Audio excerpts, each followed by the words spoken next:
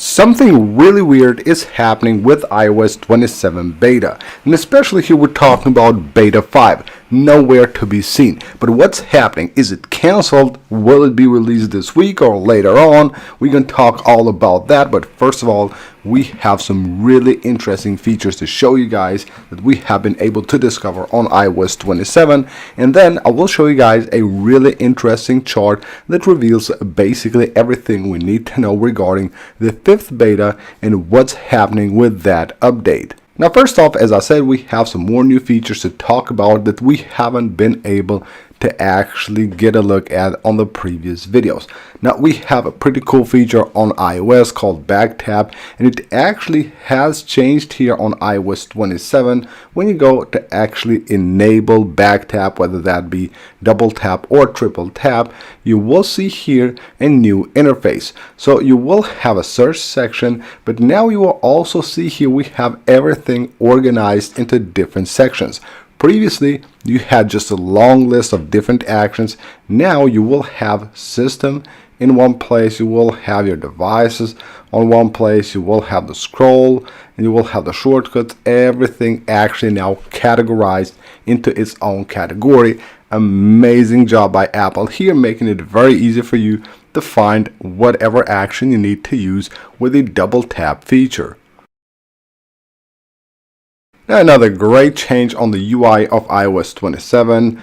When you take a screenshot or pretty much anywhere we can use the markup tool and you go to the color picker, you can see now we have that liquid glass design here as well. Apple is doing an amazing job with this. They're adding liquid glass everywhere now. So by the time iOS 27 is ready to be released, liquid glass will basically be in every UI element of iOS 27.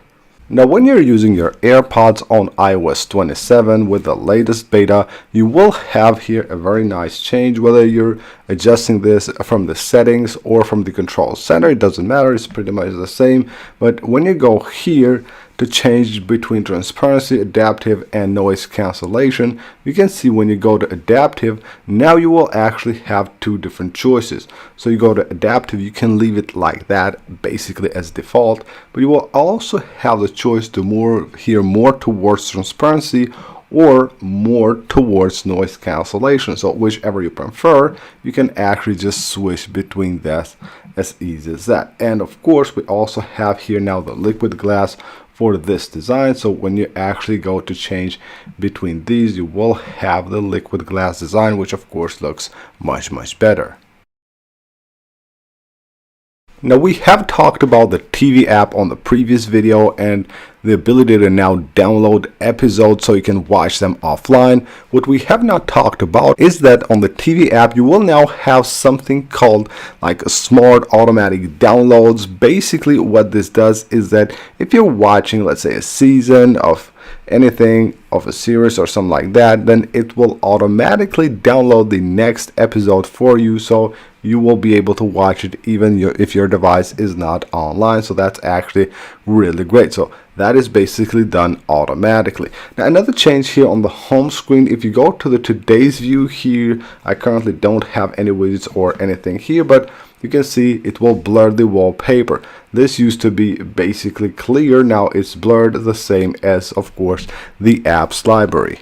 On the Wallet app, you will find now a new section called Discover. When you tap the three dots on the home screen into Wallet app, at the bottom you will see Discover, and this will basically have a few articles for you, so it lets you know everything that you need to know regarding the wallet and of course everything that you can do with this app. Now for the Wallet app, we also have here a smaller change under the Settings app. The Wallet app, as we have talked about, has been updated with the latest beta of iOS 27, but it also has been updated on the Settings app right here. And then there's this new splash screen on the App Store, new personalized collection, app notes, and bigger, bolder visuals. This is something that will pop up on your App Store when you update to the 4th beta of iOS 27. Now overall, until now, iOS 27 is great. On the 4th beta, we have great battery life, great performance, everything is super smooth, nothing to worry about even if you have this installed on your daily driver. So actually I've had it installed since beta 1 on my daily driver, and it's looking really good. But what's happening now with iOS 27? Where is iOS 27 beta 5? Now it should have been released on the 3rd, maybe on the 4th. It didn't happen. Usually Apple will release betas either on Monday or Tuesday, very rarely on Wednesday, but it didn't happen. And I don't think, if it basically didn't happen yesterday, so I don't think it will be this week at all. And we have a really interesting chart to take a look at, and this basically shows a change that hasn't happened in years.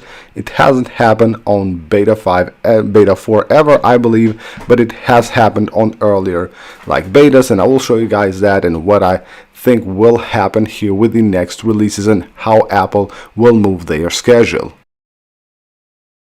So right here we have a chart of the iOS beta. So let's just move here to the 0.0 updates, and it basically shows you with these colors how many days iOS has stayed on each beta. So you can see right here from iOS 11 and up, every first beta has stayed 14 to 16 days. The second beta is very similar, and then the third beta, you can see here we have some changes. Now take a look just at the past year, iOS 26. It has been very consistent. 2 weeks for the first 4 betas, and then a week here for the other betas until the final release. Now what's happening here with iOS 27, you can see right here 14 for the third beta, and then the 4th beta is actually here for 17 days. Now just take a look here at iOS 17 and 16. You can notice right here the 3rd beta on each of these has been out, and they have stayed on the 3rd beta for 3 weeks. And then Apple moved on, of course, to their usual schedule with a 2-week here for the 4th beta, and then to the weekly schedule, which, you know, from the 5th beta to the 6th, that's when Apple moves to weekly schedule. Of course, if you see earlier iOS versions, they are all over the place, but for the most recent releases, that's what happens. As you can see right here, every time from the 4th beta, 5th to the 6th, then we have the weekly schedule. So my guess, taking a look at these 4 last years, what will happen here, even though it didn't happen the last 2 years, but it has happened previously, is that Apple will actually leave beta 4 out for a few more days, so it will be until Monday, so 4 days from now, so that will stay on beta 4 for 21 days now, 3 weeks. And then from then on we will move on to the 5th beta, and that should be out for a week before we move on to the 6th beta of iOS 27, and that should be out for actually also just a week before we move on to the next beta. So just to put this in perspective here and take a look at the calendar, with this new schedule, I'm expecting beta 5 right here on the 10th, moving on to beta 6 on the 17th of August, and then beta 7 right here on the 24th. And seeing that Apple has actually delayed this for a week, I don't think the RC will stay to, actually the last beta to the RC will be out for 2 weeks like it happened last year, like the previous year, actually not last year, so it should be just a week. So beta 5 right here, beta 6, beta 7, beta 8, and then right here we will have the RC, and the 14th should be the final release of iOS 27 to the public. So that's basically it for this video, guys. I hope you guys enjoyed the video and found it helpful. If you did, smash that like button and subscribe for more. I'll see you on the next one.